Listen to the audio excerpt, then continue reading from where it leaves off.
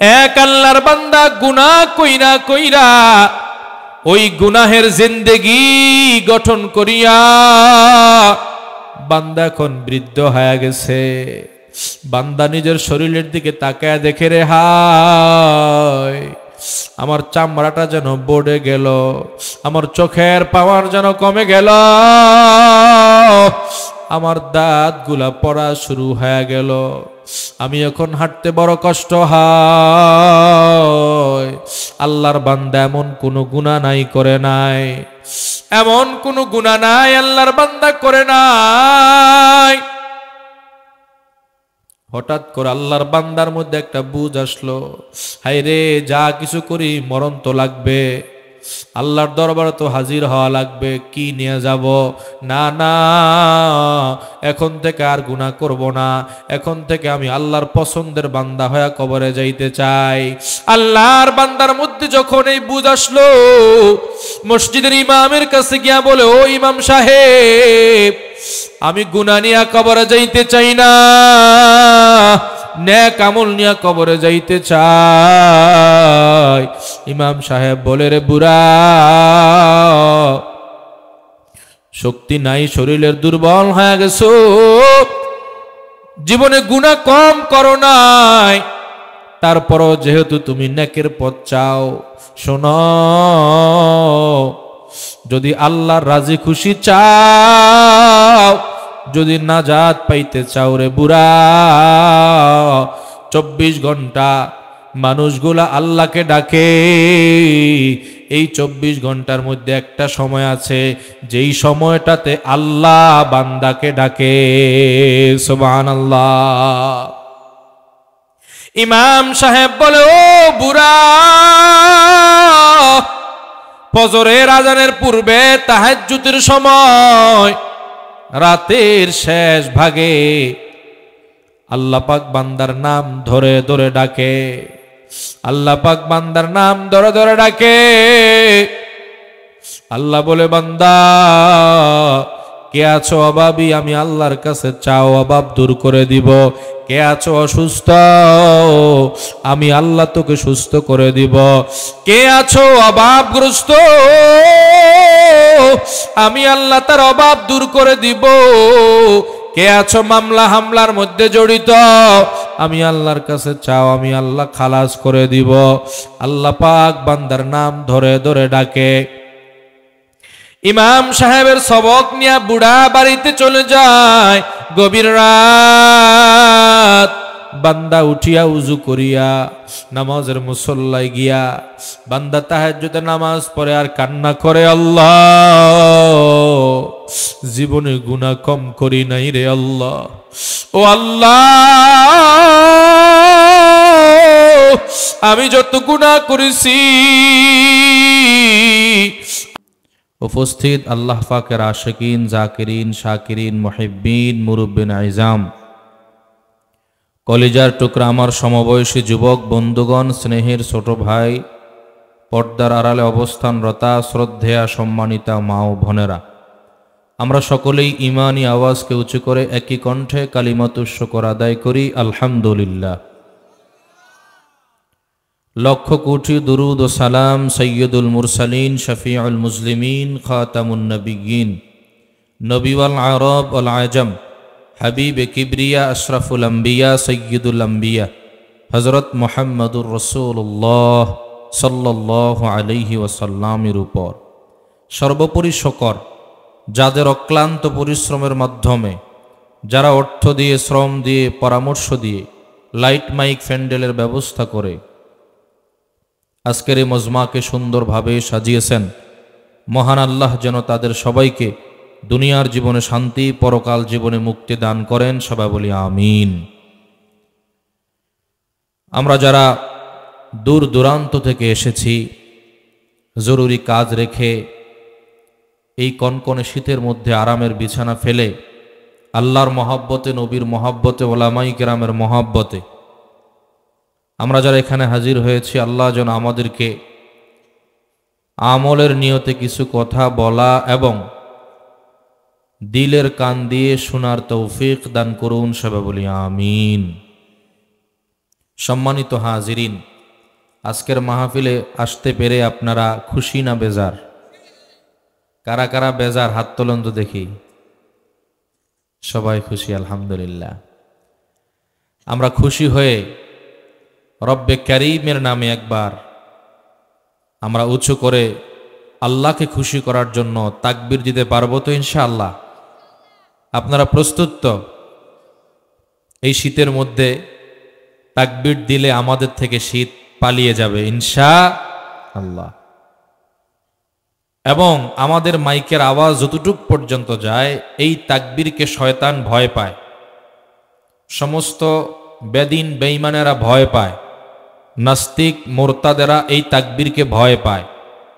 এজন্য তাকবীর শুনলে তাদের শরীরে জ্বলা পড়া শুরু হয়ে যায়। ইমানি আওয়াজ দিতে পারবো তো ইনশাআল্লাহ? দেখা যাবে কার ইমানি পাওয়ার কতটুকু আছে। আল্লাহর মহব্বতে আল্লাহকে খুশি করার জন্য নারায়ে তাকবীর, দিন ইসলাম, দিন ইসলাম, জিন্দাবাদ জিন্দাবাদ, কোরআন সুন্নাহর আলো, সংসদে জালো, নারায়ে তাকবীর, নারে তাকবীর। আমার নেতা তোমার নেতা বিশ্বনবী মুস্তাফা, নারায়ে তাকবীর, কোরআন সুন্নাহর আলো, কোরআন সুন্নাহর আলো। আলহামদুলিল্লাহ। কেউ বলে সংসদে জালো, কেউ বলে ঘরে ঘরে জালো, সব জায়গায় দরকার আছে, আছে না নাই? শুধু ঘরে থাকলে হবে না, এই কোরআনের আলোকে সংসদেও পৌঁছাইতে হবে। রাজি আছেন তো ইনশাআল্লাহ? আলহামদুলিল্লাহ। আচ্ছা, এখানে আপনারা অনেক মানুষ আছেন, আমি একটু সর্বপ্রথম আপনাদের পরীক্ষা নেব। পরীক্ষা দিতে প্রস্তুত আপনারা? আচ্ছা, এই যে বাঁশ আছে, এই বাঁশের ডান আর বাম, দেখি কাদের আওয়াজটা একটু বেশি হয়। এদিকে মানুষ কম, এদিকে বেশি, তারপরেও একটা পরীক্ষা হয়ে যাক। রাজি তো আপনারা ইনশাআল্লাহ? ডান দিকে যারা, তারা আওয়াজ করবেন নারায়ে তাকবীর। আপনারা চুপ থাকেন, আপনারা বলেন নারায়ে তাকবীর। আলহামদুলিল্লাহ। এবার দোনো গ্রুপ, মানুষ বেশি, আওয়াজ তো বেশি হয় স্বাভাবিক।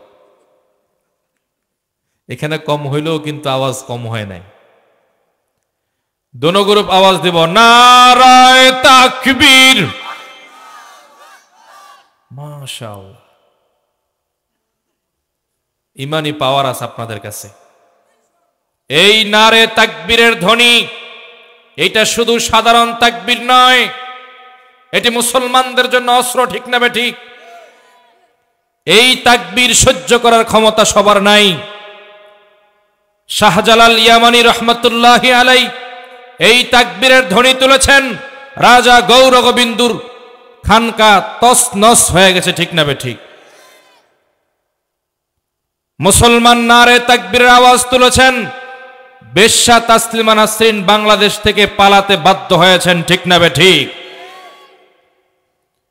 বাংলাদেশের ইতিহাসে যখনই মুসলমানরা নারে তাকবীরের স্লোগান নিয়ে গর্জে উঠেছে, সকল নাস্তিক মুরতাদ বেদিন বেঈমানদের অন্তরে কম্পন সৃষ্টি হয়েছে, ঠিক না বেঠিক? এই জন্য তাকবীর ভুলে গেলে চলবে না। জয় বাংলার দিন শেষ, নারে তাকবীরের বাংলাদেশ, ঠিক না বেঠিক? এজন্য তাকবীর দিতে হবে। এই তাকবীর, এটা ইমানি পাওয়ার। তাকবীর দিতে পারবো তো ইনশাআল্লাহ? ঘরে বাচ্চাদেরকে শিখাবেন, এই তাকবীর শিখাবেন। এটাই মুসলমানদের প্রথম হাতিয়ার। বদর, উহুদ, খন্দক, নবীজি যতগুলো যুদ্ধ করেছেন, নারে তাকবীরের হাতিয়ার ছিল সর্বপ্রথম হাতিয়ার। এজন্য ইমানি পাওয়ার নিয়ে, বুক ভরা সাহস নিয়ে বেঈমানের বিরুদ্ধে নারে তাকবীরের স্লোগান নিয়ে ময়দানে ঝাঁপিয়ে পড়তে হবে। রাজি আছি তো ইনশাআল্লাহ? আল্লাহ আমাদেরকে তৌফিক দান করুন। সম্মানিত হাজিরিন, আপনারা সেই বিকাল থেকে এই পর্যন্ত মাটির মধ্যে সামান্য তেরফালের ব্যবস্থা, ঠান্ডায় বসে আছেন। আমি জানি না কতটুকু আপনাদেরকে আমি দিতে পারবো। আপনারা যে অধীর আগ্রহ নিয়ে বসা, আল্লাহ যেন আমার থেকে এমন কিছু কথা বের করেন যেটা আপনার আমার সমাজের সর্বস্তরে সবার উপকার হয়। সবাই বলি আমিন। আমি যে আয়াতে কারিমা তেলাওয়াত করেছি, পবিত্র কোরআন শরীফের অসংখ্য অগণিত আয়াতের মধ্যে একখানা আয়াত আপনাদের মাঝে আমি তেলাওয়াত করেছি। আমার তেলাওয়াতকৃত আয়াতের মধ্যে আল্লাহ তাআলা আমাদেরকে প্রশ্ন করেন, আফা হাসিবতুম আন্নামা খালাকনাকুম আবাসা। আল্লাহ বলেন, তোমরা কি ভেবেছ যে আমি তোমাদেরকে অনর্থক সৃষ্টি করেছি? আচ্ছা বলেন তো, আমরা এখানে যারা আছি, আমরা যেই কোনো কাজ করার আগে এমনিই করি না কোনো উদ্দেশ্য নিয়ে করি? আমাদের প্রত্যেকটা কাজ আমরা একটা উদ্দেশ্য, একটা টার্গেট নিয়ে করি। এই যে প্রতিষ্ঠান হযরত সুমাইয়া রাদিয়াল্লাহু তাআলা আনহা মহিলা মাদ্রাসা, এটা কি এমনি হয়েছে না টার্গেট নিয়ে হয়েছে? যে এলাকার মেয়েরা এখানে পড়বে, হাফেজা হবে, আলেমা হবে, দিনদার হবে, এবং এই মেয়েদের গর্ভ থেকে ভবিষ্যতে হাফেজ আলেম হবে, দিনদার ইমানদার মুসলমান তারা তৈরি করবে, আল্লাহর সৈনিক তৈরি করবে। একটা উদ্দেশ্য, টার্গেট আছে না নাই? এই যে মাইকওয়ালা মাইক বানিয়েছে কি জন্য? আওয়াজ দেওয়ার জন্য, ঠিক না বেঠিক? যেই মাইকটা আওয়াজ দেয় না, ওইটা কি কাজে লাগবে না ফালায়া দিবে? ফালায়া দিবে। হ্যাঁ, যেই বাতিগুলা মালিক বানিয়েছে আলো দেওয়ার জন্য, যখন আলো দিবে না তখন এটার কোনো দাম নাই, ফালায়া দিবে ডাস্টবিনে, শেষ। ঠিক তেমনি ভাবে মানুষ যদি উদ্দেশ্যবিহীন কোনো কাজ না করে, তাহলে আমার আল্লাহ কি উদ্দেশ্য ছাড়া আপনাকে আমাকে সৃষ্টি করেছে? আল্লাহ প্রশ্ন করেন, আফা হাসিবতুম আন্নামা খালাকনাকুম আবাসা। তোমরা কি ভেবেছ আমি আল্লাহ তোমাদেরকে অনর্থক সৃষ্টি করেছি? ওয়া আন্নাকুম ইলাইনা লা তুরজাউন।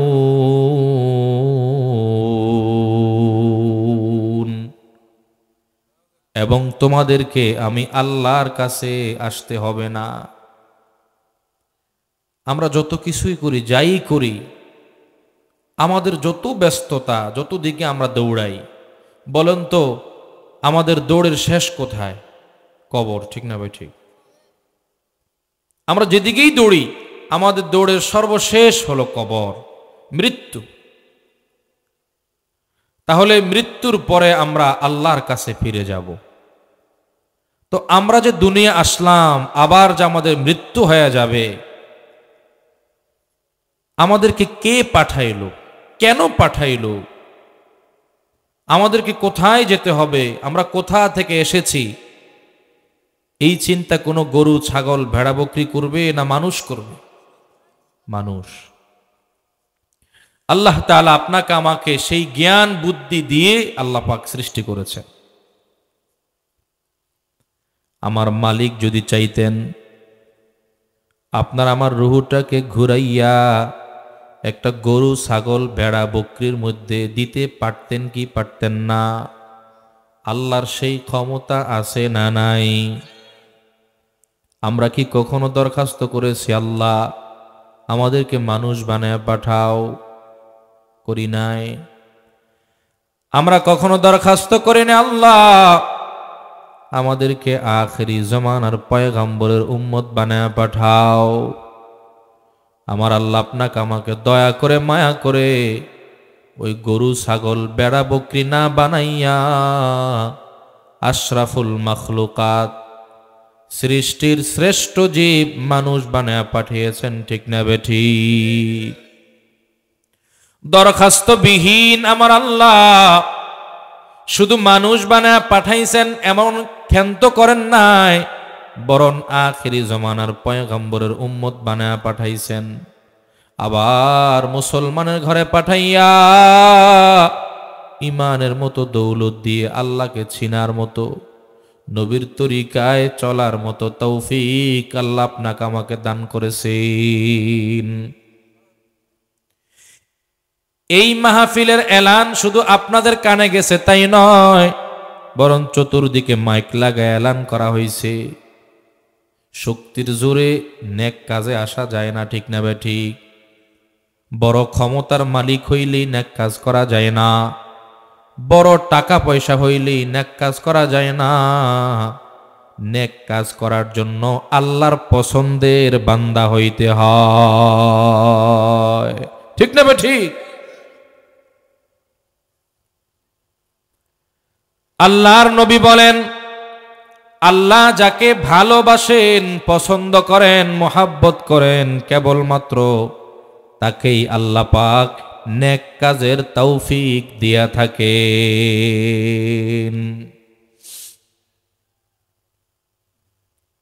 বলতে চাইছিলাম আল্লাহ পাক দুনিয়া পাঠাইছেন এমনি না, উদ্দেশ্য আছে। আল্লাহ পাকের উদ্দেশ্য হলো কি? আল্লাহ অন্য আয়াতে বলেন, ওয়ামা খালাকতুল জিন্না ওয়াল ইনসা ইল্লা লিয়াবুদুন। আমার আল্লাহ বলেন, ও বান্দা, উদ্দেশ্যবিহীন তুমি কোনো কাজ করো না। তোমার সামনে কেউ যদি উদ্দেশ্য ছাড়া কোনো কাজ করে, তোমরা তাকে পাগল বলে সম্বোধন করো, তাকে তোমরা কেউ ভালো বলো না। আমি আল্লাহ তোমাদেরকে একটা উদ্দেশ্য নিয়ে বানাইলাম। আমি আল্লাহ তোমাদেরকে সৃষ্টি করেছি ইবাদতের জন্য। বান্দা, জমিনে যাওয়ার পরে তোমরা আমি আল্লাহর ইবাদত করবা, আমি আল্লাহকে চিনবা, আমি আল্লাহকে জানবা, আমি আল্লাহর ইবাদত করবা। ও বান্দা, ইবাদত কি জিনিস তুমি তো বুঝবা না। এই জন্য আমি যুগে যুগে পয়গম্বর পাঠিয়েছি, যুগে যুগে আমি নবী পাঠিয়েছি। নবীরা, পয়গম্বরেরা ইবাদত কোনটা, গুনার কাজ কোনটা, নেকের কাজ কোনটা, তারা তোমাদেরকে দেখিয়েছে। নেকের প্রতি উদ্বুদ্ধ করিয়েছে, গুনার প্রতি তোমাদেরকে সতর্ক করিয়েছে। আখিরি জামানার পয়গম্বর আপনার আমার নবী এত মার খাইলেন, এত ঘাম ঝরাইলেন, শরীর থেকে রক্ত ঝরাইলেন, তারপরেও আল্লাহর নবী দিনকে প্রতিষ্ঠিত করে জিন্দা করে গেছেন, ঠিক না বেঠি? আজ আমরা মুসলমান কোনো চেষ্টা ছাড়া, কোনো পরিশ্রম ছাড়া আল্লাহর সেই দিনটা আমরা পেয়ে গেছি। এজন্য আমাদের কাছে দিনের কোনো মূল্য নাই। ও বাবা, আজ আমরা আল্লাহর হুকুম মানি না, নবীর তরিকা মানি না। ইবাদত কি জিনিস? আমরা মনে করি শুধু নামাজ পড়া ইবাদত, রোজা রাখা ইবাদত, হজ করা ইবাদত, যাকাত দেওয়া ইবাদত, এটাই বুঝি শেষ। না না, ও মুমিন মুসলমান, নামাজ পড়ে অনেক আল্লাহর বান্দা আছে সুদ খায়, আছে না নাই? নামাজও পড়ে আবার ঘুষও খায়। অফিসের বড় বস লম্বা টুপি লাগাইছে, দাড়ি লাগাইয়া, লম্বা জুব্বা পরে নামাজ পড়ে, লম্বা সেজদা, সেজদা দিয়া কপালটারে কালো বানায়া ফেলছে। এবার মানুষ তারে খুব বিশ্বাস করে, লোকটা নামাজি দিনদার, তাকে বিশ্বাস করে তার কাছে যায়। ও মুমিন মুসলমান, আল্লাহর গোলাম,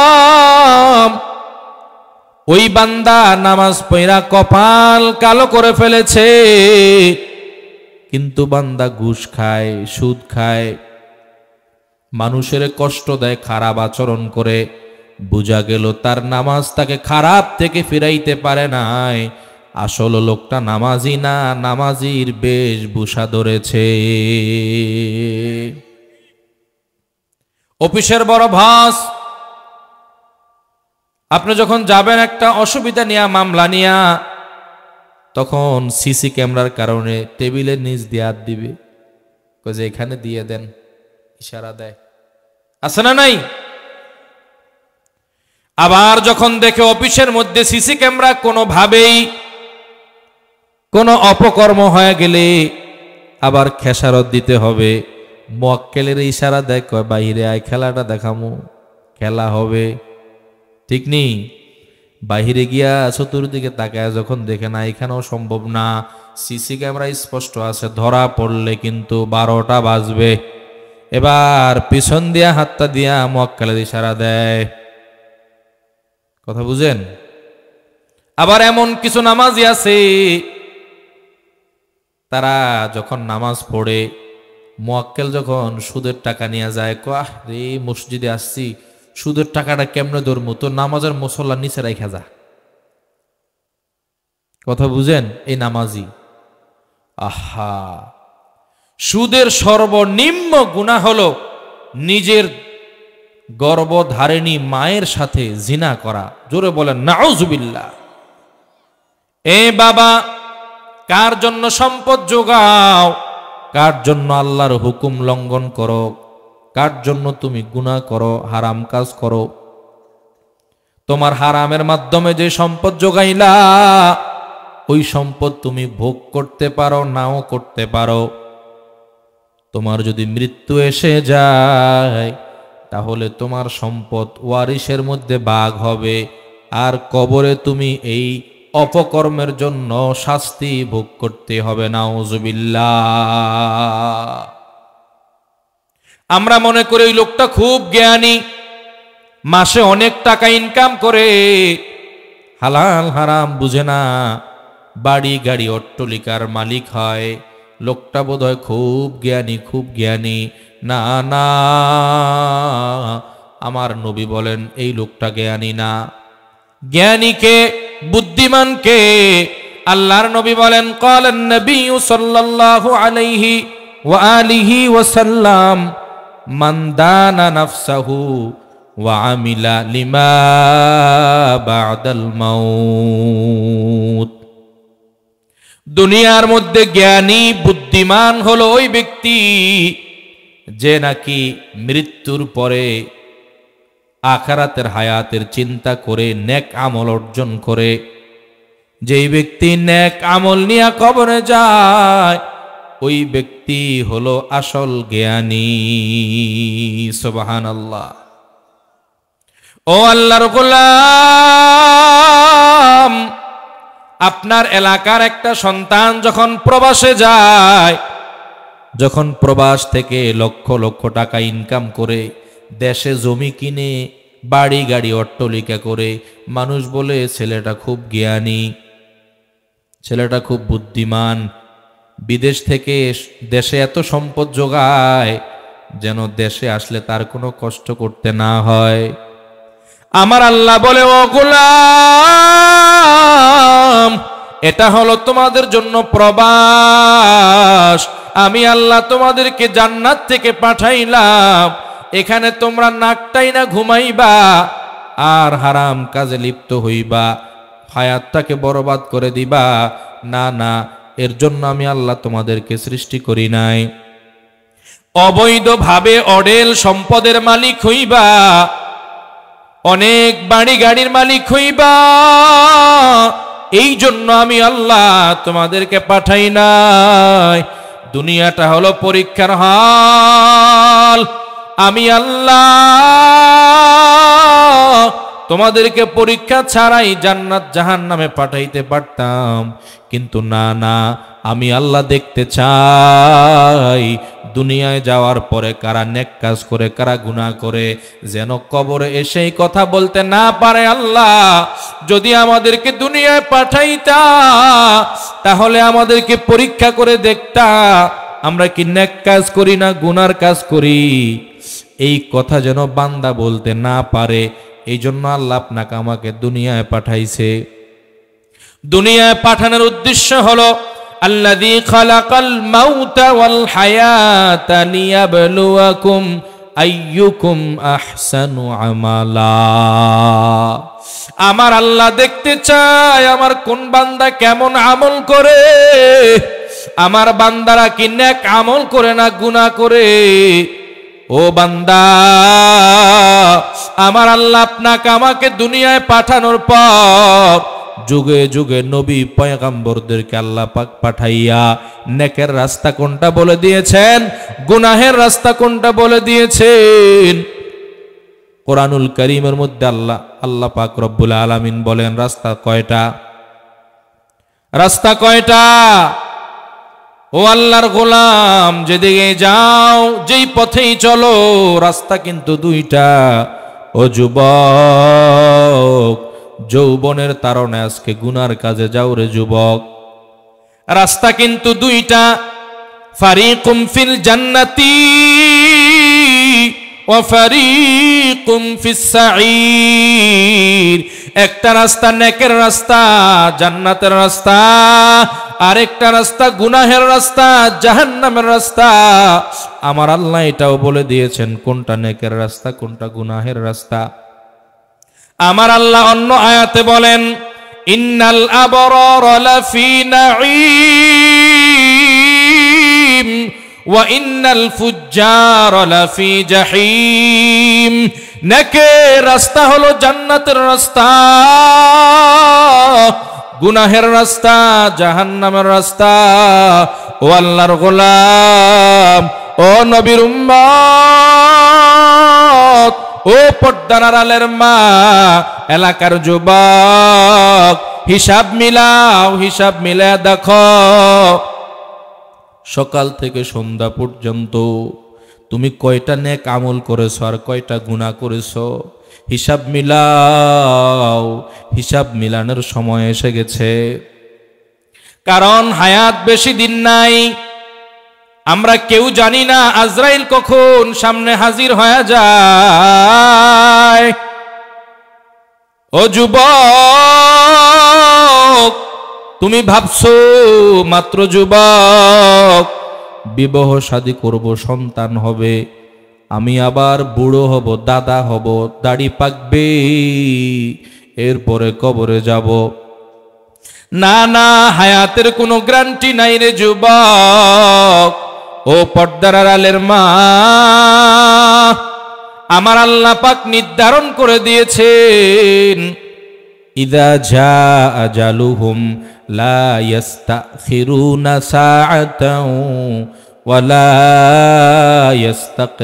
ইস্তাকদিমুন। আমার আল্লাহ আপনার আমার জন্য হায়াতকে নির্ধারণ করে দিয়েছেন। হায়াত যখন শেষ হয়ে যাবে, 1 মিনিট আগেও না 1 মিনিট পরেও না, একটা মুহূর্তের আগেও না পরেও না, ঠিক সময় মতো আজরাইল এসে ধরে ফেলবে। সকালবেলা ঘর থেকে বের হয়, চাকরির দিকে রওনা হয়ে গেছে, ছোট ছোট বাচ্চাদের গায়ে হাত বুলায় কোলে নিয়ে চুমা দেয় আর বলে বাবা আব্বু চাকরিতে যায়, আবার সন্ধ্যাবেলা বাড়ি ফিরবো, তোমাদের জন্য মজা নিয়ে আসবো। কিন্তু না, ওই সন্তানদের মজা আর কখনো পাওয়া হয় না। অনেক যুবক বাচ্চাদেরকে, ছোট ছোট মাসুম বাচ্চারাই দুনিয়া থেকে চলে গেছে। এ যুবক, মৃত্যু কার কখন আসে আমরা কেউ জানি না। কুমিল্লার একটা যুবক, আপনারা পেপার পত্রিকায় দেখেছেন, ঘূর্ণিঝড় রেমাল বাংলাদেশে 2-1 বছর আগে হয়েছিল। এই ঘূর্ণিঝড় রেমালে একজন যুবক প্রবাস থেকে অনেক টাকা ইনকাম কইরা দেশে জমি কিনলো, সুন্দর বিল্ডিং উঠাইলো, এলাকার লোকজনকে দাওয়াত দিল, পুরো এলাকার লোকজনকে সিটি দিয়া দাওয়াত দিল, শুক্রবারে আমার ঘর উদ্বোধন হবে, নতুন ঘরে আমি যাব। শুক্রবারের আগেই বুধবার রাত্রিতে ওই ঘূর্ণিঝড় রেমালে এমন বিশাল একটা গাছ এসে ওই যুবকের ভাঙ্গা ঘরে, টিনের ঘরে এসে পড়ে। এলাকার লোকজন যখন সকালবেলা আসলো, বিশাল গাছ ঘরের উপরে পড়া, এলাকার মানুষ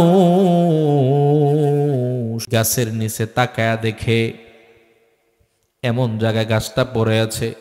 যুবক তার স্ত্রী নিয়ে, সন্তান নিয়ে একটা খাটে শুয়ে রইছে, আর ওই গাছটা পড়ে যুবক তার সন্তান স্ত্রী সহ মুহূর্তের মধ্যেই দুনিয়া থেকে বিদায় নিয়ে গেছে।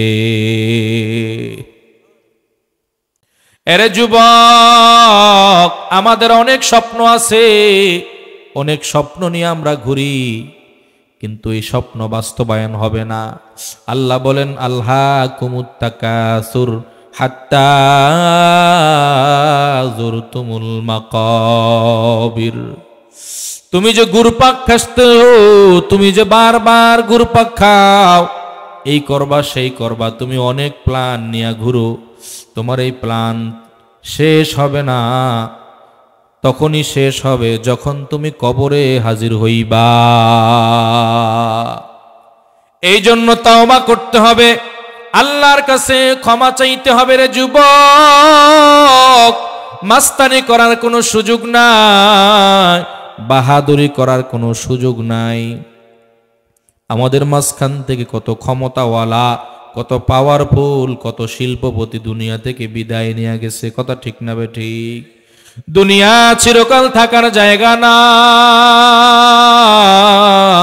এই দুনিয়া থেকে আমাদেরকে বিদায় নিতে হবে, তবে কি নিয়ে রওনা করব, কি নিয়ে গেলে আমার মালিক খুশি হবে? আল্লাহর আশিক বান্দারা ওইটাই তালাশ করে। আমার আল্লাহ বলেন, এই দুনিয়া থেকে যারা নাকি পবিত্র আত্মা নিয়ে আমি আল্লাহর কাছে আসবা, ওই বান্দা সফল কাম হয়ে যাইবা। আর যারা গুনাহ কইরা শয়তানের ওয়াসওয়াসায় চইলা, যারা নিজের আত্মাটাকে নষ্ট করে ফেলেছো, আত্মা অসুস্থ হয়ে গেছে, কলুষিত হয়ে গেছে, ওই বান্দা ব্যর্থ হয়ে আমি আল্লাহর কাছে আসবে। নাউজুবিল্লাহ। আল্লাহর কাছে সফল হইতে হইলে, কবরে যদি সফল হওয়া যায়, তাহলে একটাই পথ আছে, আত্মাকে পরিশুদ্ধ করে যাওয়া। কথা ঠিক না বে ঠিক? এ মুমিন মুসলমান ও পর্দার আড়ালের মা, এই আত্মাকে কিভাবে পবিত্র করবা? আত্মাকে পবিত্র করার যন্ত্র কি? আল্লাহু আকবার। আমার নবী বলেন, এই আত্মাকে পবিত্র করার যন্ত্র হলো একটা হাতিয়ার, সেটা হলো জিকির। সুবহানাল্লাহ। লিকুল্লি শাইইন সিকালাতিন ওয়া সিকালাতিল কুলুবু যিকরুল্লাহ। এই পরিশুদ্ধ আত্মা নিয়ে যদি আমি আল্লাহর কাছে আসতে হয়, আল্লাহু আকবার, আমার আল্লাহ বলেন বেশি বেশি জিকির করো।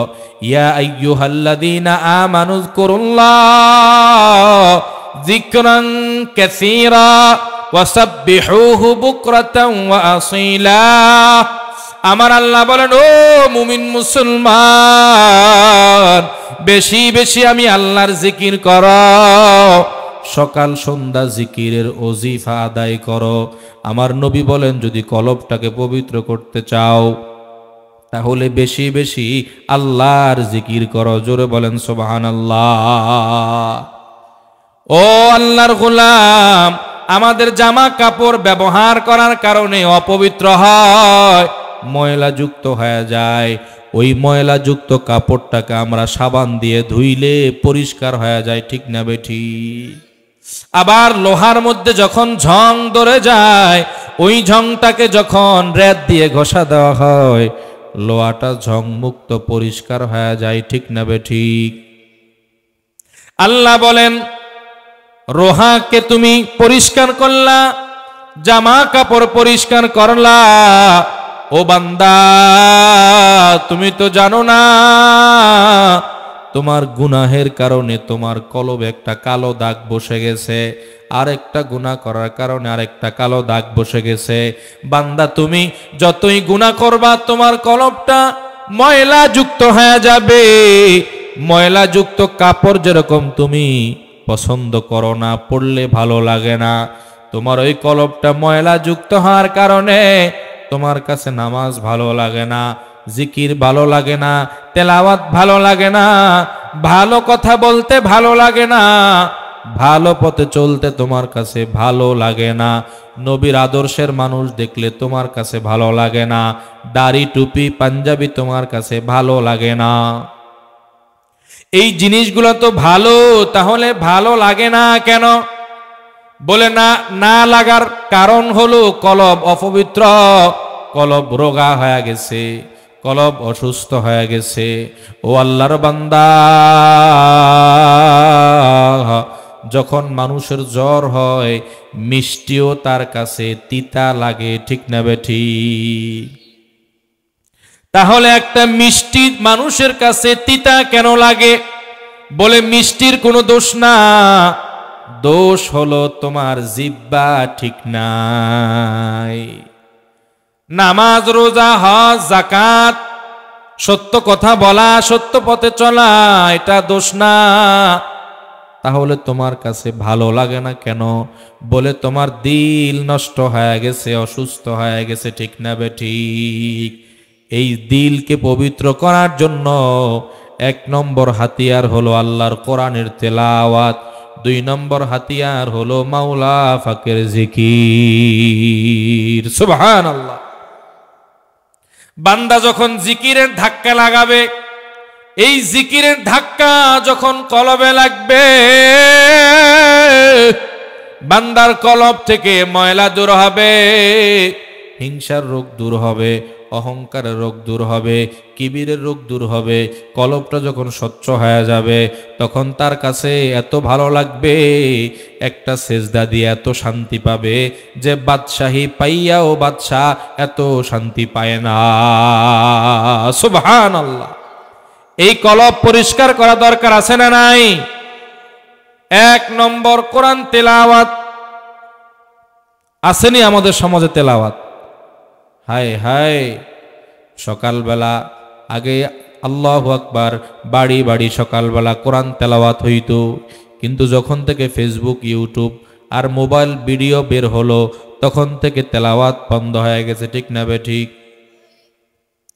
সকালবেলা উঠলে আগে আমার মা বোনেরা চেক করতো যে মুরগের ঘরে, হাঁসের ঘরে ডিম কয়টা পারছে দেখি, কিন্তু এখন সকালবেলা উঠা ফেসবুকে টিপ দিয়া চায় কয়টা লাইক আসলো, কয়টা কমেন্ট আসলো, ঠিক না বেটি? সব পরিবর্তন হয়ে গেছে, উল্টা হয়ে গেছে। আগে সেরাগের নিচে অন্ধকার থাকতো, এখন সেরাগের উপরে অন্ধকার, ঠিক না বেটি? এ মুসলমান, না না, এই জন্য সময় যতটুকু পাই আল্লাহর কোরআনের তেলাওয়াত যারা না পারি তারা সব সময় আল্লাহর জিকির জবানে চালু রাখবো। রাজি আছেন তো ইনশাআল্লাহ? জোরে জোরে আমরা জিকির করি, লা ইলাহা ইল্লাল্লাহ, লা ইলাহা ইল্লাল্লাহ, লা ইলাহা ইল্লাল্লাহ, জোরে লা ইলাহা ইল্লাল্লাহ, লা ইলাহা ইল্লাল্লাহ, লা ইলাহা ইল্লাল্লাহ।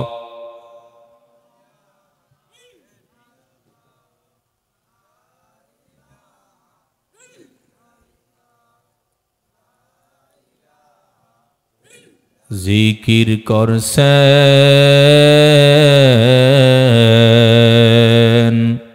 ইব্রাহিম নবী,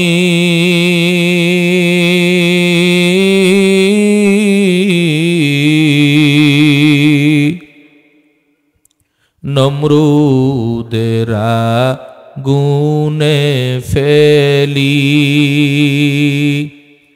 আগুন হইল ফুল বাগিচা আগুন হইল ফুল বাগিচা নবীর পশম জ্বলে না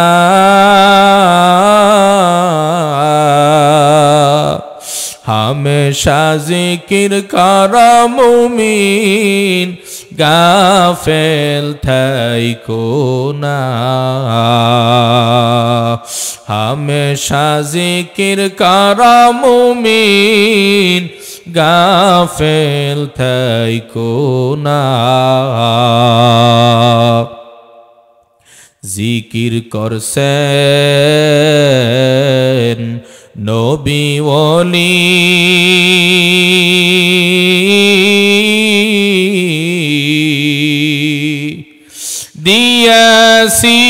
दियाছিলেন পর্দা খুলি দিয়াছিলেন পর্দা খুলি মাবুদ রব্বানা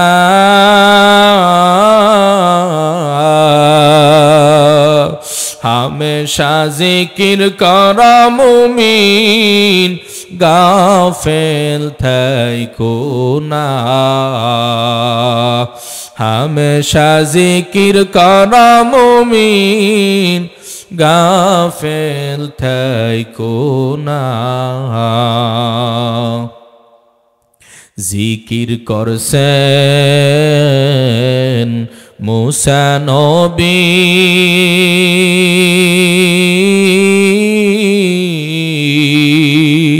तुर पाहाड़े गेसेन चली दिया तुर पाहाड़े गेसेन चली खुदार नूरे पहाड़ जोले खुदार नूरे पहाड़ जोले नबी मूसा जले ना हमेशा जिकिर करा मुमिन गाफिल थैको ना हमेशा जिकिर करा मुमिन गाफिल थैको ना जिकिर करब एकजনের তিনি কে আরো জোরে বলেন কে মোহাব্বতের সাথে বলেন আল্লাহ আমাদেরকে দুনিয়াতে পাঠিয়েছেন কে আসমান জমিন সৃষ্টি করেছেন কে কোনো সন্দেহ আছে নাকি আল্লাহু আকবার কোনো সন্দেহ নাই নাস্তিকেরা বলে যা দেখি না দুই নয়নে তাহা বিশ্বাস করি না কশিন কালে জোরে জোরে বলেন নাউযুবিল্লাহ ও আল্লাহর গোলাম এই যে তারের মধ্যে কারেন্ট আছে না নাই কেমনে বুঝলাম আমরা কি দেখছি নাকি তাহলে না দেখেও আমরা বিশ্বাস করেছি কেন বলে কারেন্ট না থাকলে বাতি জ্বলতো না প্যান ঘুরতো না ঠিক না বেঠি ও আল্লাহর গোলাম এই তারের মধ্যে কারেন্ট আছে দেখি না বিশ্বাস করি এখন আমরা অনেক পোশাক পরলাম কেন বলে শীত লাগে শীত ঠান্ডা বলেন ঠান্ডা কেউ দেখছেন নাকি আরো জোরে বলেন ঠান্ডা আছে বিশ্বাস করেননি তাহলে ঠান্ডা আছে আমরা বিশ্বাস করি আল্লাহু আকবার ঠান্ডা আমরা দেখি না নাস্তিকেরা যা বলল কথার সাথে মিল আসেনি নাই ও আল্লাহর গোলাম আগুন যখন প্রজ্বলিত করা হয় ওই আগুনের তাপ এত গরম গরমের একটা ভাব আমাদের গায়ে আসে। আল্লাহর গোলাম, ওই তাপটা আমরা অনুভব করি, কিন্তু আমরা আগুনের সেই গরম দেখছি নাকি? দেখি নাই। এইভাবে আমাদের ভিতরে একটা রূহ আছে। আজকে 40 বছর হায়াত, কারো 20 বছর, কারো 60 বছর, কারো 100 বছর হায়াত। এই রূহটা আমার ভিতরে আছে। বলেন কখন আমরা রূহ দেখছি নাকি? কিন্তু বিশ্বাস করি রূহ আছে।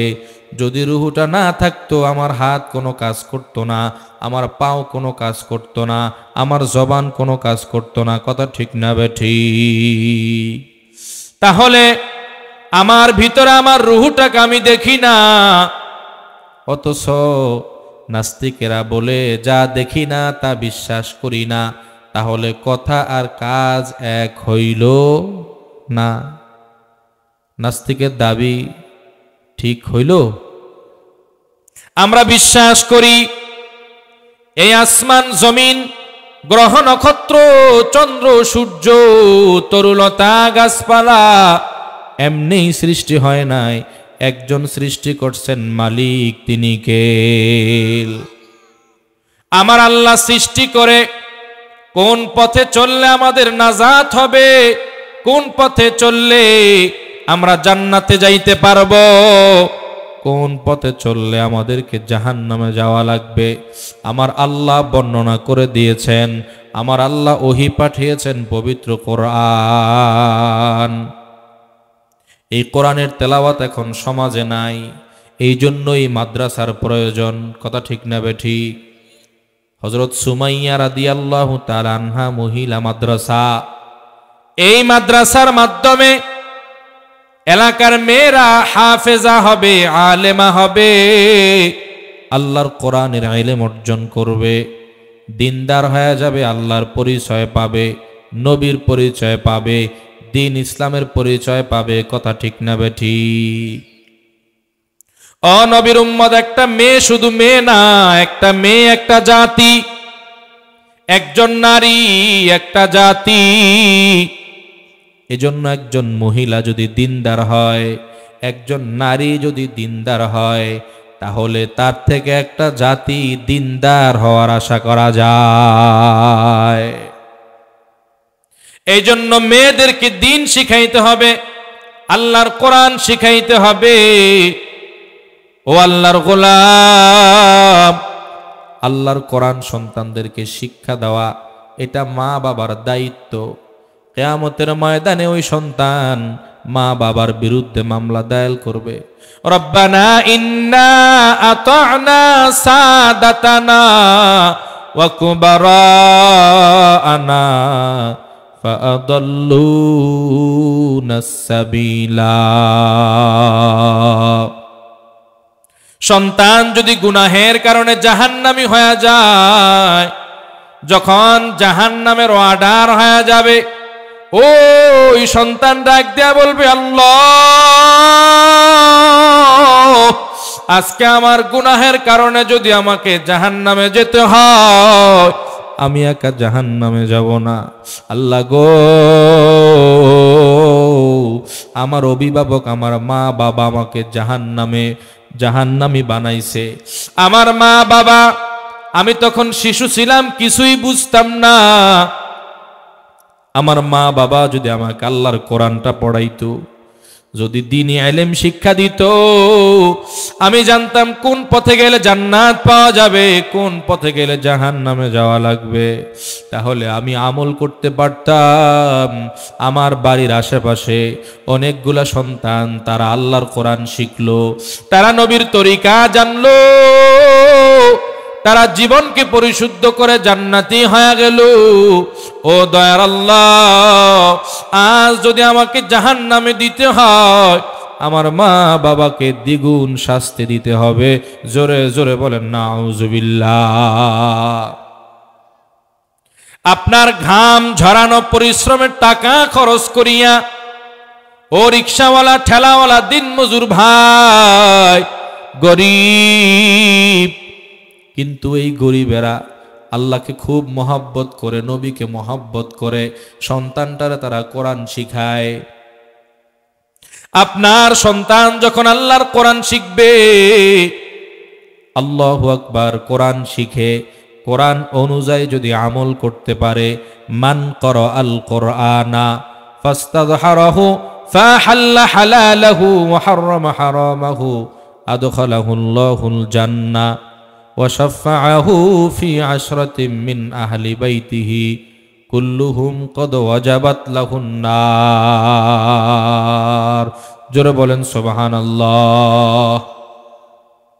আপনার সন্তানকে আপনি যতটুকু কোরআন শিক্ষা দিবেন, ওই কোরআন শিক্ষার পরে যদি কোরআন অনুযায়ী আমল করে, আল্লাহ পাকের ওয়াদা হলো আল্লাহ কোরআনওয়ালাকে বেইজ্জতি করবে না, তাকে আল্লাহ জান্নাতের মেহমান বানায়া দিবে। শুধু কোরআনওয়ালা জান্নাতের মেহমান হবে এমনটা না, বরং ওই কোরআনওয়ালাকে যারা সহযোগিতা করেছে, মা বাবা সহ যারা সহযোগিতা করেছে, এমন 10 জনকে সুপারিশ করে জান্নাতের মেহমান বানায়া দিবে। সুবহানাল্লাহ। এই জন্য সন্তানটাকে আল্লাহর কোরআন শিখাইব। যদি কোরআন না শিখাই কিয়ামতে আসামি হয়ে যাব। আর যদি কোরআনটা শিখাই, ওই সন্তানটা যদি আল্লাহু আকবার জান্নাতি হয়ে যায়, 70,000 ফেরেশতা ওই কোরআনওয়ালাকে আহলান সাহলান দিয়া জান্নাতের দিকে রওনা করবে। কোরআনওয়ালা যখন জান্নাতের দিকে রওনা করবে, পথিমধ্যে গিয়ে হঠাৎ দাঁড়ায়া যাবে। ফেরেশতারা বলবে কি ব্যাপার? বলে দেখো, আমার যেই বাবা ঘাম ঝরানো পরিশ্রমের টাকা দিয়া রিক্সা চালাইয়া ভ্যান চালাইয়া আমার বাবা এত পরিশ্রম কইরা ওই নদীর মধ্যে গিয়া আমার বাবা এত কষ্ট করে টাকা কামায়া আমাকে মাদ্রাসায় পড়াইছে, আল্লাহর কোরআন শিখাইছে, আজকে আমাকে তোমরা এত সম্বর্ধনা দিয়া জান্নাতে নিয়ে যাও। আমার যেই বাবাটা এত পরিশ্রম করেছে, ওই বাবাটা জাহান্নামে জ্বলবে, আমি সইতে পারি না। ও ফেরেশতারা যাও যাও, আমার বাবাকে না নিয়ে আমি জান্নাতে যাব না। আমার আল্লাহ ডাক দিয়া বলবো, ও ফেরেশতার দল, আমার বান্দা কি চায়? বলে বাবাকে মুক্ত করতে চায়। বলে যাও যাও, আমি আল্লাহ জাহান্নাম থেকে মুক্ত করিয়া আমি আল্লাহ তার বাবাকেও ক্ষমা করে জান্নাতের মেহমান বানায়া দিলাম। ওই সন্তান কোরআনওয়ালা যখন সামনে অগ্রসর হইবে, কিছু দূর যাওয়ার পরে তখন আবার দাঁড়া যাবে। ফেরেশতারা বলবে কি ব্যাপার? বলে দেখো, আমার জনম দুঃখনী মা, যেই মা আমাকে 10 মাস 10 দিন গর্ভে ধারণ করেছে, যেই মা আমাকে গর্ভে নিয়া শুইতে পারে না, আমার মা হাঁটতে পারে না, বসতে পারে না, আমার মা আরামায়েশ করতে পারে না, ভালো খাবার খাইতে পারে না, আমার মা আমাকে নিয়ে এত পরিশ্রম করলো। আমি যখন দুনিয়াতে আসলাম, 2 থেকে 2.5 বছর পর্যন্ত আমাকে বুকের দুধ পান করাইলো। আমার মা একটা ঝাল জিনিস খাইতে পারে নাই, কারণ আমার সন্তান দুধ খাইতে কষ্ট হবে। আমার মা খানা খাইতে বসছে, আমি নষ্ট করে দিয়েছি। আমার মাকে আমি কত কষ্ট দিয়েছি। আমার ওই জনম দুঃখিনী মা জাহান্নামে যাবে আর আমি জান্নাতে যাব, এমনটা হইতে পারে না। ও ফেরেশতার দল, যাও যাও, আমার মাকে না নিয়া আমি জান্নাতে যাব না। আমার আল্লাহ ডাক দিয়া বলো, ও ফেরেশতা, আমার বান্দাকে আজকে আমি লাঞ্ছিত করব না। যাও যাও, তার মাকেও জাহান্নাম থেকে মুক্ত করিয়া জান্নাতের মেহমান বানা দাও। ও পর্দার আড়ালের মা, ও যুবক, মনে কি চায় না একজন হাফেজ কোরআনের বাবা হইবা? ও মা, মনে কি চায় না একজন হাফেজের মা হয়া কবরে যাইবা? এ মা, দুনিয়াটা কিছুই না রে মা। ডানে বামে তাকে দেখো রে যুবক, কত মানুষ দুনিয়া থেকে চলে গেছে। তোমার আমার কোন দিন যেন সিটি চলে আসে, এই দুনিয়া চিরকাল থাকার জায়গা না, দুনিয়া থেকে চলে যেতেই হবে। দুনিয়া থেকে যেহেতু চলে যেতেই হবে, এই জন্য একজন হাফেজের মা হয়া যদি কবরে যাইতে পারি, একজন আলেমের বাবা হয়া যদি কবরে যাইতে পারি, ওই হাফেজ আলেমের মা কত সম্মানী হয়ে যাবে। আল্লাহ, আমার আল্লাহ কিয়ামতের দিন, আল্লাহু আকবার, ওই কোরআনওয়ালার মা বাবাকে নূরের টুপি পরায়া কিয়ামতের দিন আমার আল্লাহ উঠাইবেন। মানুষগুলা কিয়ামতের হিসাব নিয়ে ব্যস্ত থাকবে, চতুর্দিকে তাকায়া যখন দেখবে নূরের টুপি পরিহিত ঝলমল করতেছে, আল্লাহু আকবার, একজন আরেকজনকে প্রশ্ন করবে, এরা কারা? এদের মাথায় এত নূরের আলো, এরা কি নবীদের মা নাকি ওলিদের মা? এরা কাদের মা, এরা কাদের বাবা? তখন আবার জবাব দিবে ফেরেশতারা, বলে না না, এরা নবীদের মাও না, ওলিদের মাও না, এরা দুনিয়ার ওই রিকশাওয়ালা, ঠেলাওয়ালা, দিনমজুর, ওই গরিব যে নাকি ঘাম ঝরানো, রক্ত ঝরানো, পরিশ্রমের টাকা দিয়া কষ্ট হইছে, তারপরও সন্তানটাকে আল্লাহর কোরআন শিখাইছে, হাফেজ কোরআন বানাইছে। দুনিয়াতে হাফেজ কোরআনের বাবাকে মাদ্রাসাওয়ালারা পাগড়ি দিয়া পুরস্কৃত করেছে, আমার আল্লাহ কিয়ামতে তাদেরকে নূরের টুপি দিয়া পুরস্কৃত করেছে। সুবহানাল্লাহ। আরো জোরে বলেন সুবহানাল্লাহ। ও বাবা, মনে করছ সন্তানটা মাদ্রাসায় পড়লে গরিব থাকবে, টাকা পয়সা ইনকাম করতে পারবে না? কারণ মসজিদে চাকরি করে কয় টাকা পাবে, মাদ্রাসায় খেদমত করে কয় টাকা পাবে, সংসার কিভাবে চালাবে, ছেলে মেয়েদেরকে কিভাবে পড়াশোনা করাবে, এইভাবে এই চিন্তা করে আপনি সন্তানটাকে মাদ্রাসায় দেন নাই। ও আল্লাহর গোলাম, আপনি দুনিয়ার শান্তি তালাশ করলেন, কিন্তু গুনাহের কারণে যদি সন্তান জাহান্নামী হয়, তাহলে আপনি আর আমি জাহান্নামের আসামি হয়ে যাব। আল্লাহ পাক আপনাকে আমাকে সন্তান দিয়েছে পরীক্ষা করার জন্য, দেখি আমার বান্দা কোন পথে সন্তান পরিচালনা করে। ও আল্লাহর গোলাম, ও পর্দার আড়ালের মা, নিয়ত করো একটা সন্তানের হাফেজ বানাবো, একটা সন্তানের আলেম বানাবো। যাদের মেয়ে আছে নিয়ত করেন আমার মেয়েটাকে হাফেজা বানাবো। এই সুমাইয়া রাদিয়াল্লাহু তাআলা আনহা মহিলা মাদ্রাসায় দিয়া আমার মেয়েটাকে হাফেজ কোরআন বানাবো। রাজি আছে তো ইনশাআল্লাহ? আমার ভাইয়েরা, এই মাদ্রাসা আপনার আমার, এই মাদ্রাসা আমাদের সকলের, কথা ঠিক না বেঠিক? আজ বেদিন বেঈমানেরা এই মাদ্রাসাকে ধ্বংস করার জন্য উঠে পড়ে লেগেছে। আপনারা জানেন এই ভারত উপমহাদেশ এক সময় মুসলমানরা শাসন করত। এই ভারত উপমহাদেশে মুসলমান 750 বছর পর্যন্ত শাসন করেছে। মুসলমানদের সর্বশেষ শাসক যিনি ছিলেন নবাব সিরাজউদ্দৌলা, তাকে ব্রিটিশরা, ইংরেজরা পরিকল্পিতভাবে পলাশির প্রান্তরে তাকে শহীদ করে দিয়েছে। এরপরে একের পর এক মুসলমানদের উপরে নির্যাতন, নিপীড়ন, স্টিম রোলার চালিয়েছে। আমার ভাইয়েরা, ভারতের বাংলা বিহার থেকে এই ইংরেজেরা একটা এলাকা থেকে 12,000 মাদ্রাসাকে তারা গুটিয়ে ছারখার করে দিয়েছে। বেঈমানদের টার্গেট হলো মাদ্রাসা বন্ধ করতে হবে, তাহলে আর মুসলমানদেরকে সতর্ক করা লাগবে না। এই মাদ্রাসার মুসলমানেরা আল্লাহর কোরআন শিখবে, মাদ্রাসার মাধ্যমে নবীর হাদিস শিখবে, নবীর তরিকা শিখবে, আর তারা যখন ইমানি পাওয়ার নিয়ে গর্জে উঠবে, আমাদের এই মসনদ ভেঙ্গে খান খান হয়ে যাবে। এই জন্য বেদিন বেঈমানরা আমাদের মাদ্রাসাগুলোর উপরে টার্গেট রেখেছে।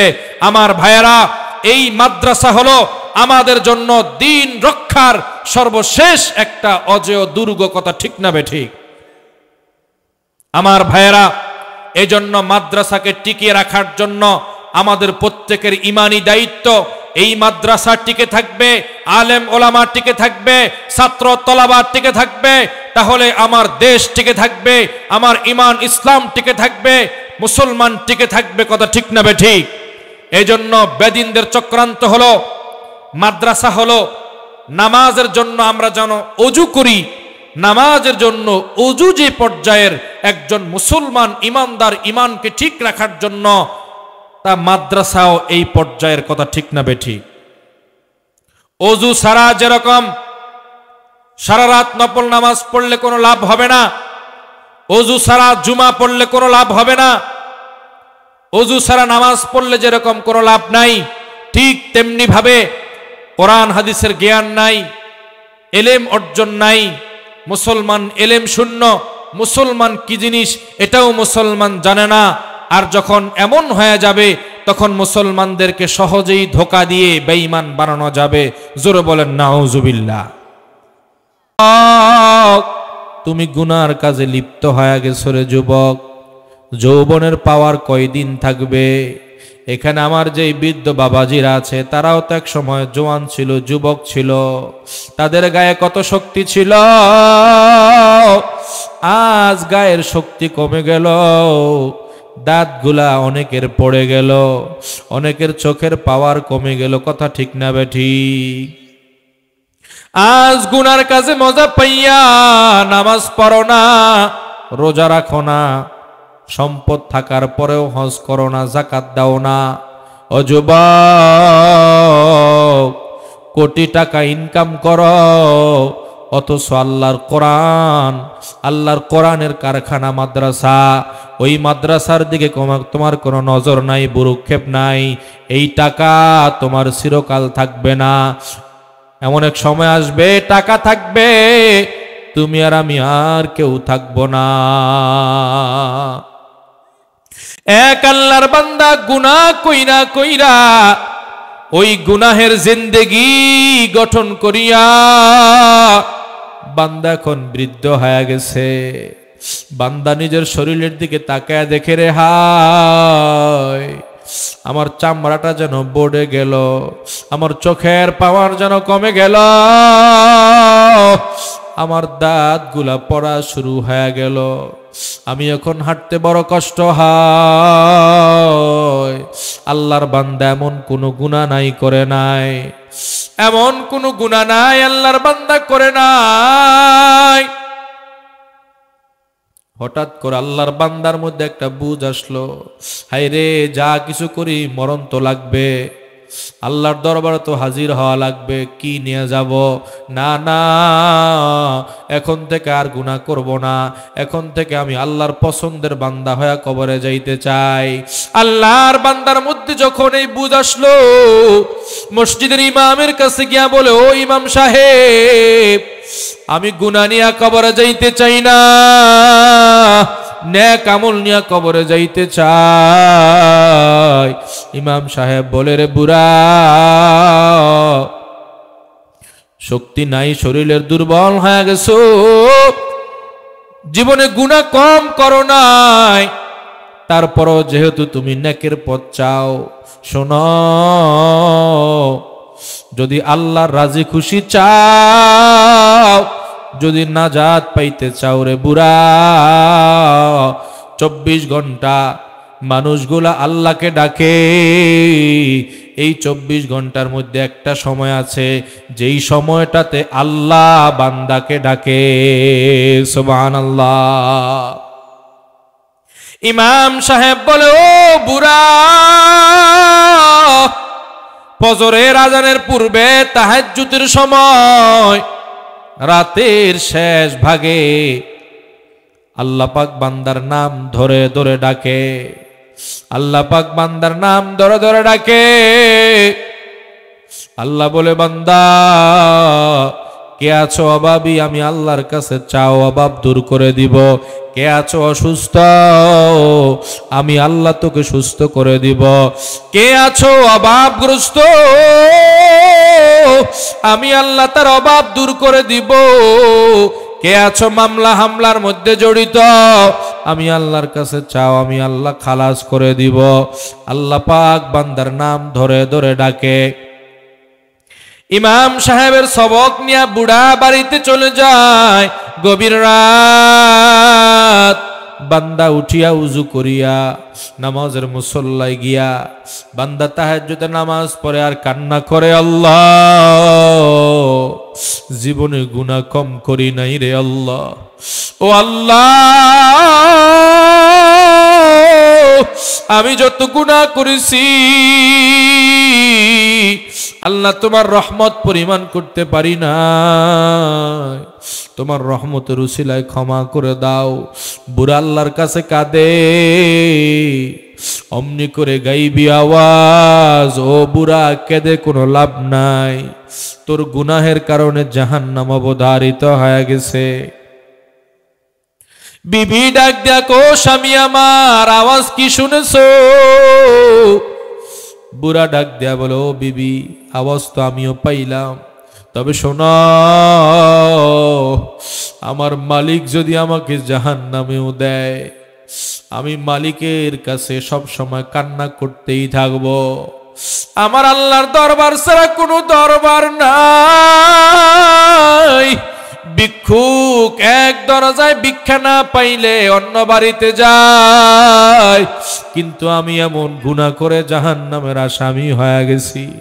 আল্লাহ যদি আমাকে ফেরা দেয়, আল্লাহর দরবার থেকে যদি নৈরাশ হয়ে যায়, এমন কোন দরবার নাই যেই দরবারে গিয়ে আমি ক্ষমা পাবো। ওই বুড়া কান্না আরো বাড়ায়া দেয়। বুড়া আরো জোরে কান্না করে, আবার অমনি করে গাইবি আওয়াজ, ও বুড়া আর কান্না করতে হবে না। তোমার কান্না দেখে, তোমার দিলের তামান্না দেখে আমার আল্লাহ জাহান্নামের খাতা থেকে নামটা কাইটা জান্নাতের দফতরে তোমার নামটা লিপিবদ্ধ করে দিয়েছে। আর জোরে বলি সুবহানাল্লাহ।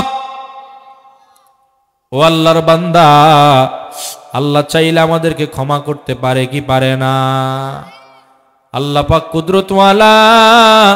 এই জন্য আল্লাহর ক্ষমা যদি পাইতে চাও, তাহলে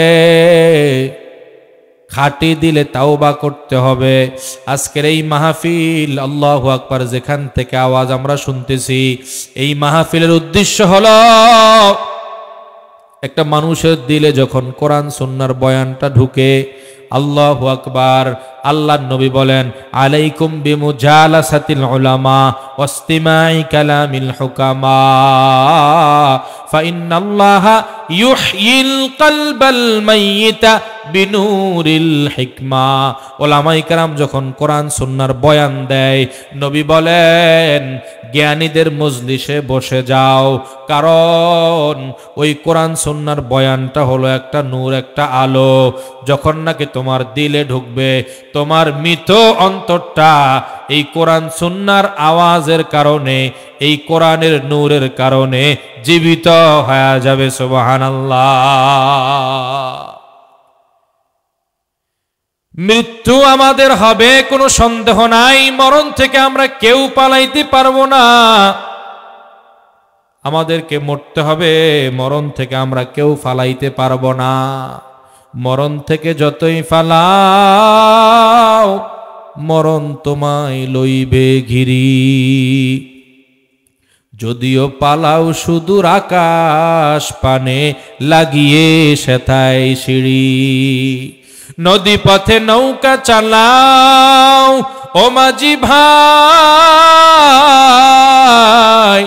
বেলা ডুবার আগে আমি অপার যেতে চাই।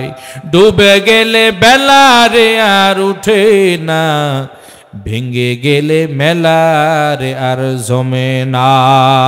ঠিক না বেঠি? ওই কবরে যেহেতু যাওয়াই লাগবে, ওই কবরে যাওয়ার পরেও মানুষের আমলের সমস্ত দরজাগুলা বন্ধ হয়ে যায়, কিন্তু 3টা আমলের দরজা খোলা থাকে। কয়টা? আরো জোরে বলেন। মান মাতা ইনকাতা আমালুহু ইল্লা মিন সালাসা। মানুষ যখন মারা যায় আমলের দরজা বন্ধ হয়ে যায়। 1 নাম্বার হলো সদকাতুন জারিয়া। 1 নাম্বার কি? সদকায়ে জারিয়া। এ বাবা, মাদ্রাসার জন্য দান করলা, মসজিদের জন্য দান করলা, দ্বীনি কাজে দান করলা, সামাজিক কাজে মানুষের উন্নয়ন কাজে দান করলা। আল্লাহু আকবার। তোমার এই দানের অর্থ দিয়া যতদিন পর্যন্ত মানুষ নেক আমল অর্জন করবে, যতদিন কোরআন তেলাওয়াত চলবে, যতদিন এই মাদ্রাসা চলবে, এই ছাত্ররা যত জায়গায় এলেমের বিস্তার করবে, একটা অংশ তোমার আমার আমল নামায় জমা হয়ে যাবে। সুবহানাল্লাহ। আমার ভাইয়েরা, 2 নাম্বার হলো উপকারী ইলম, 3 নাম্বার হলো নেক সন্তান। যে সন্তান মা বাবার মৃত্যুর পরে মা বাবার জন্য দোয়া করে, রব্বির হামহুমা কামা রাব্বায়ানি সগীরা, রব্বির হামহুমা কামা রাব্বায়ানি সগীরা। নেক সন্তান দুনিয়ায় রেখে যাইতে চাই কিনা? আরো জোরে বলেন। এজন্য চাইলেই হবে না, চেষ্টা করতে হবে।